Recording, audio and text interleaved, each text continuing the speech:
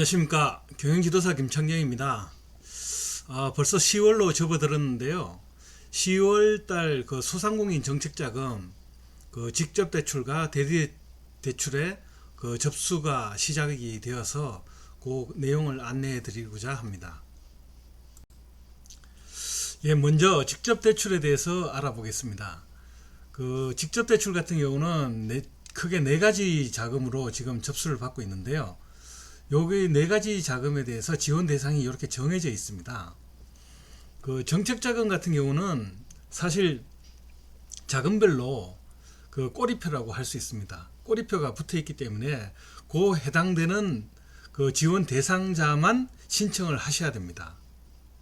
그러니까 소공인 특화자금을 예로 들면은 요거 같은 경우는 제조업을 영위하는 소공인만 그 지원 대상이 되기 때문에 소공인만 신청을 하셔야 됩니다. 그 소상인이라고 할 수 있는 그 음식점이나 그리고 그 마트 그리고 이렇게 도소매업을 하는 분들은 소공인 특화자금을 신청하시면 안 된다는 얘기죠. 그런 부분에 대해서는 이렇게 자금별로 꼬리표가 붙어 있기 때문에 꼭 거기에 해당되는 지원 대상에 해당되는 그 소상공인만 신청을 하셔야 된다는 거, 그걸 꼭 아시면 되겠습니다.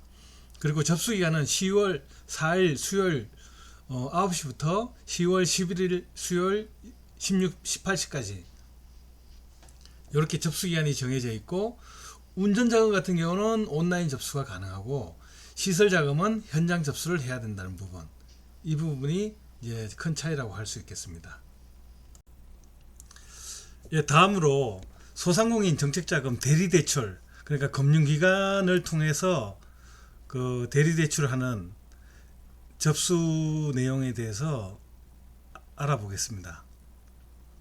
소상공인 정책자금 대리대출은 그 소상공인 시장진흥공단이 직접 공단에서 대출을 해주는 게 아니고 금융기관을 통해서 대출을 해준다고 해서 대리대출이라고 합니다.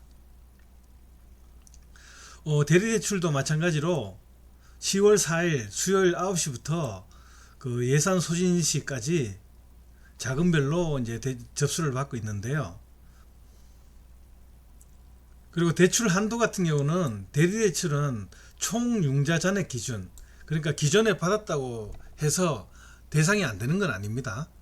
총 융자 잔액 기준으로 해서 업체당 최고 7천만 원 한도까지는 추가로 더 신청도 가능하고 대출도 받을 수 있다는 거고요. 그리고 담보는 그 보정대출이 있고, 그리고 신용대출이 있고, 그리고 담보대출이 있습니다. 부동산 담보대출. 실제로 그 실무에서 이렇게 부동산 담보가 있으신 분들이 대출을 받는 경우는 거의 없겠죠. 그리고 보정대출과 그 사업주의 신용대출로 이렇게 구분이 되어 있습니다. 보정대출이라고 하면은 지역 신용보정재단, 신용보정기금, 기술신용보정기금 등에서 보증서를 발급받아서 이제 그 보증서를 담보로 해서 금융기관에서 대출을 진행하는 경우고요. 그리고 보증료가 있겠죠. 보증수수료가 연 1% 내외로 매년 부담을 해야 된다는 부분. 그 지원 내용, 자금별로 지원 내용을 또 살펴보고 접수를 신청하셔야 됩니다. 일반 자금 같은 경우는 업력 3년 미만 소상공인, 성장 촉진 자금은 업력 3년 이상 소상인, 이렇게 되어 있고요. 기준금리가 3, 4분기 기준금리가 3.47%입니다. 그 기준금리에서 가산금리가 이제 이렇게 자금별로 가산돼서 대출금리가 결정됩니다. 그리고 여기서 가장 또 중요한 부분이 뭐냐면은 우대금리를 받을 수 있다는 겁니다. 우대금리를 받을 수 있는 부분에 대해서는 그 소상공인 역량 강화 컨설팅을 수진했을 경우, 컨설팅을 받았을 경우에 우대금리 0.1%, 그러니까 0.1%를 차감해 주는 형태죠.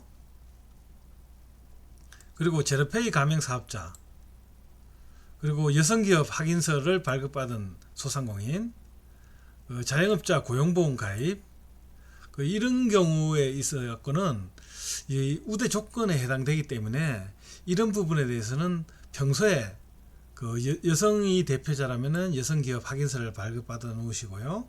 그리고 자영업자 같은 경우도 고용보험 가입이 가능하지 않습니까?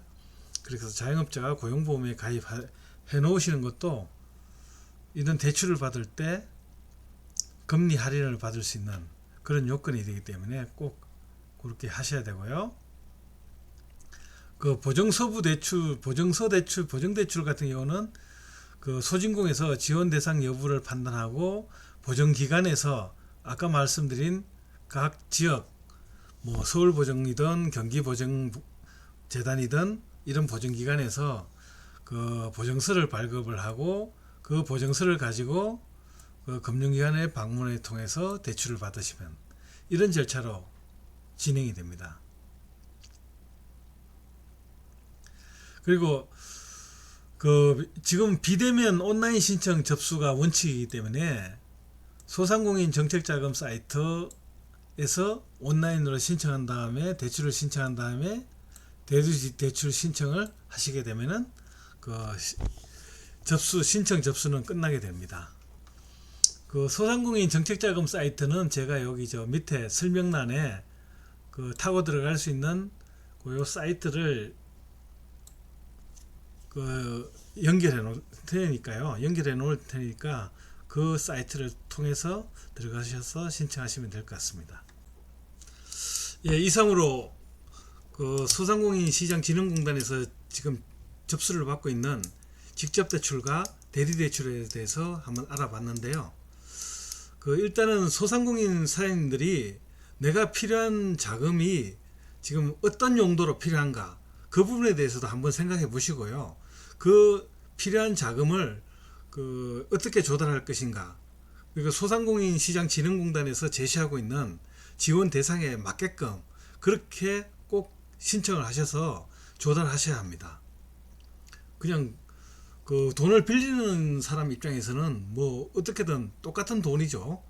무조건 조달하고 싶어 하겠지만은 빌려주는 공단 입장에서는 꼭 어떤 용처가 정해져 있고 그 용처에 맞게끔 대출을 해주는 게 해주게 되어 있기 때문에 그 부분은 꼭 그렇게 공단에서 요구하는 조건을 잘 맞추셔야 된다는 부분 꼭 기억하시기 바랍니다. 예, 이상 마치겠습니다. 감사합니다.